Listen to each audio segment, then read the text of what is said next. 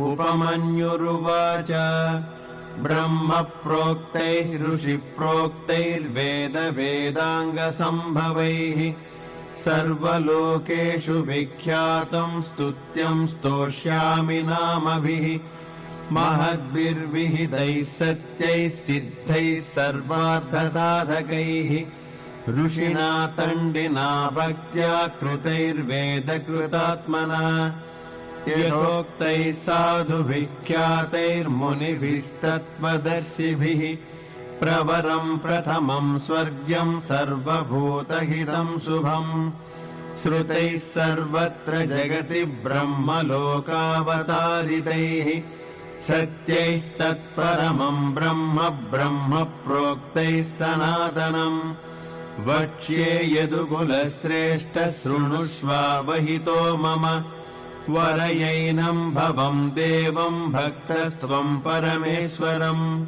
तेन ते श्रावयिष्यामि यत्तद्ब्रह्म सनातनम् न शक्यम् विस्तरात् कृत्स्नम् वक्तुम् सर्वस्य केनचित्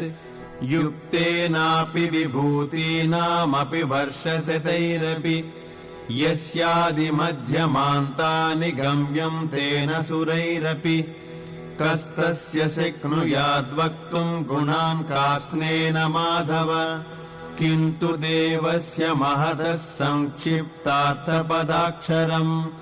शक्तितश्चरितम् वक्ष्ये प्रसादात्तस्य धीमतः अप्राप्य तु ततोऽनुज्ञाम् न शक्यस्तोतुमीश्वरः यदा तेनाभ्यनुज्ञातस्तुतो वै स तदा मया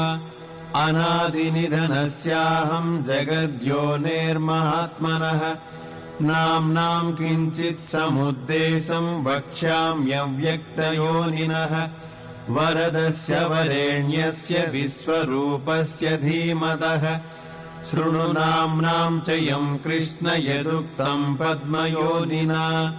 10 नाम सहस्राणि यान्याः प्रपितामहः।